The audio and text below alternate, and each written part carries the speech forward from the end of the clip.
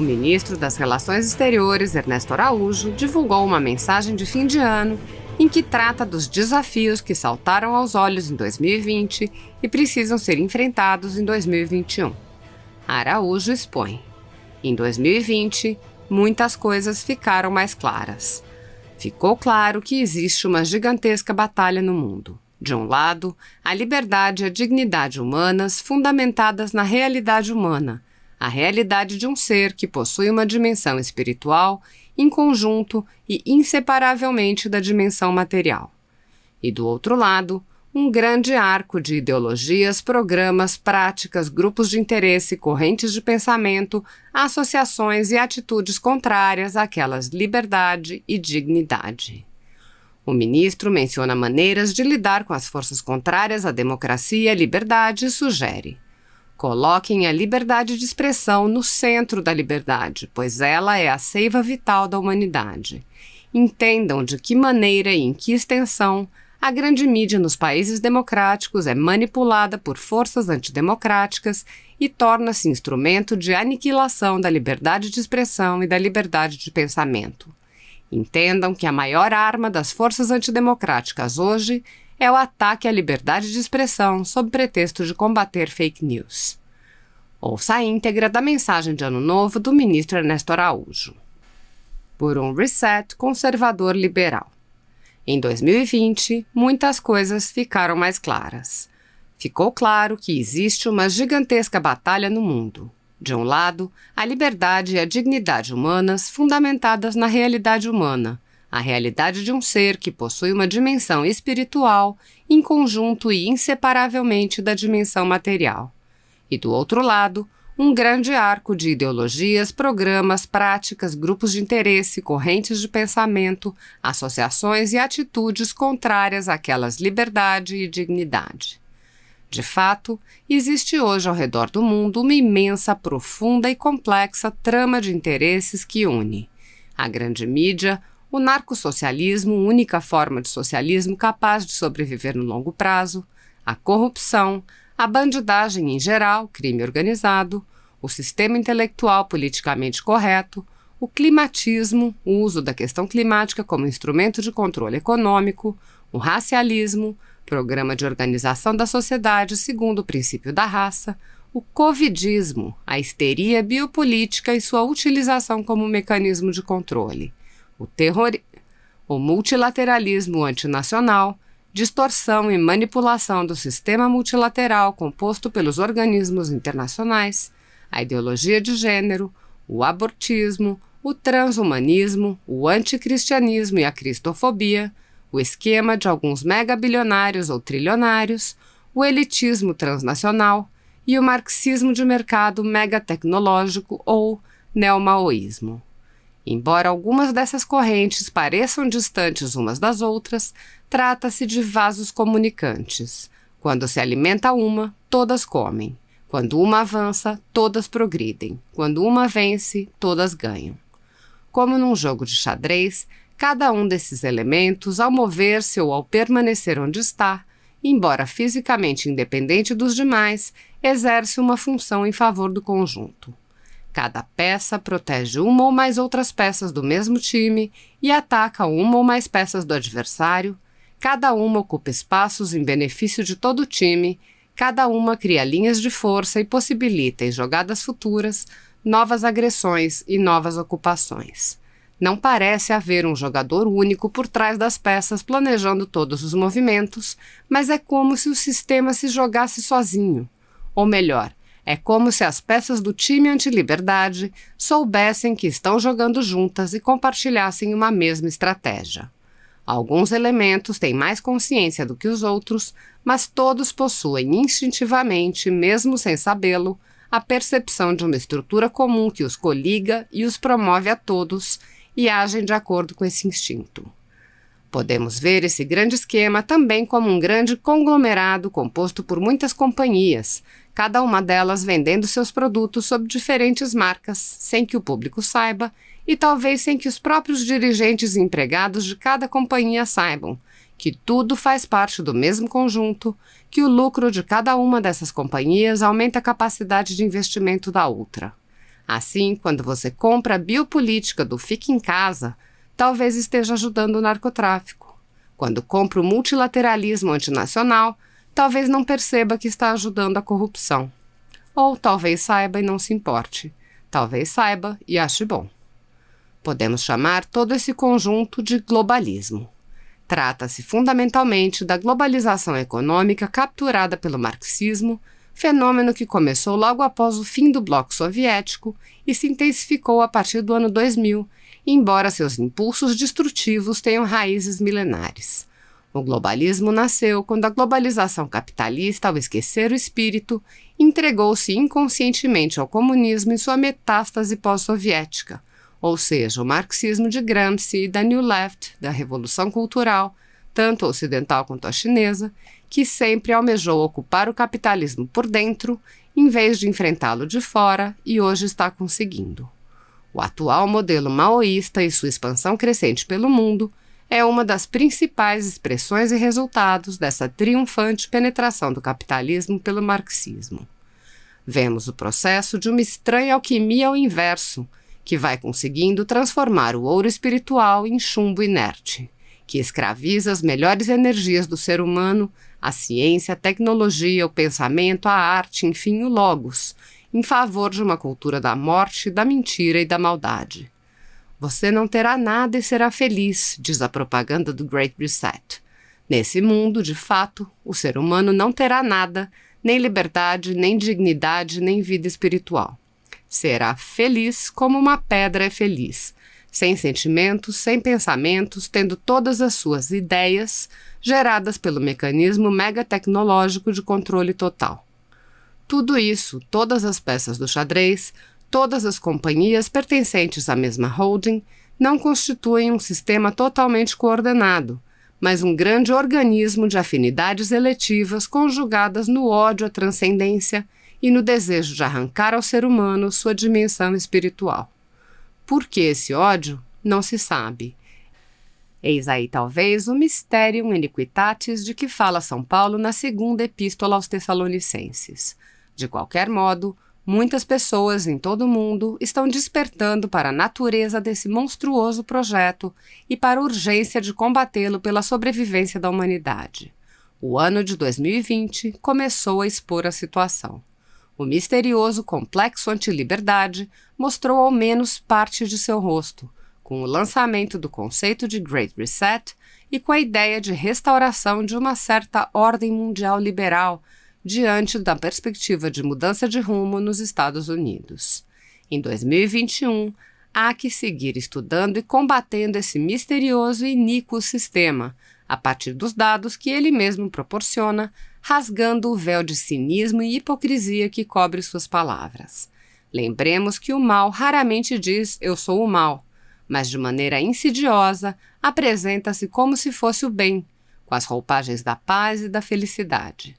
O ser humano, contudo, possui, na medida em que preserve sua posição vertical espiritual, a inteligência e a sensibilidade necessárias para perceber esses enganos e buscar a verdade.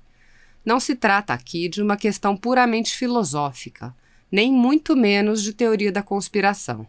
Trata-se de procurar entender as forças em ação no mundo para defender e promover os interesses muito reais, materiais e espirituais, dos brasileiros e de todas as pessoas de bem no mundo. A seguir, algumas sugestões para compor uma agenda de defesa da verdadeira democracia, com liberdade e dignidade para o ser humano.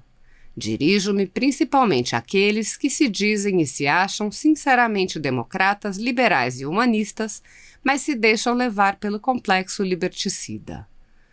Respeitem a nação, pois nela está o coração pulsante da liberdade e das aspirações da comunidade humana. Respeitem as liberdades fundamentais consagradas na Declaração Universal dos Direitos Humanos. Respeitem o povo, respeitem os povos e as pessoas. Não tentem constituir-se em um mágico conjunto de sábios capazes de dar um reset no mundo. Tenham humildade. Nada de despotismo esclarecido globalista. Não caiam na ilusão de tornarem-se reis filósofos de Platão, testas de ferro de um regime totalitário. Entendam que a democracia se faz de mais demos e menos cratia. Deixem de rotular e desmerecer os líderes de direita como populistas, quando eles são simplesmente populares, porque amam o povo, respeitam os sentimentos do povo, exprimem-nos e defendem-nos. Estudem e entendam de onde vêm as ameaças à democracia e de onde não vêm. Saibam quem é quem. Contribuam para uma economia mundial que proporcione reforço positivo para os países democráticos e reforço negativo para os países não democráticos. Hoje, em geral, é o contrário. Ajudem a colocar a economia capitalista a favor da democracia, da liberdade e da dignidade humana, e não a favor do controle social totalitário. Ajude a tornar as novas tecnologias instrumento de democracia e não de controle social.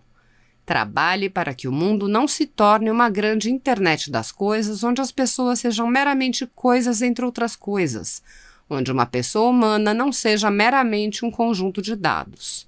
Que o mundo virtual seja uma grande internet das pessoas e não das coisas, pessoas trocando sentimentos e ideias livremente e assim gerando prosperidade e vivendo sua humanidade. Parem de demonizar a religião, pois a religião é um veículo privilegiado para a espiritualidade. Parem de achar que o ateísmo é mais evoluído do que a fé. A perda da faculdade de conduzir uma vida espiritual não representa nenhuma evolução. Rejeitar o espírito humano é o oposto de qualquer coisa que se possa chamar honestamente de humanismo.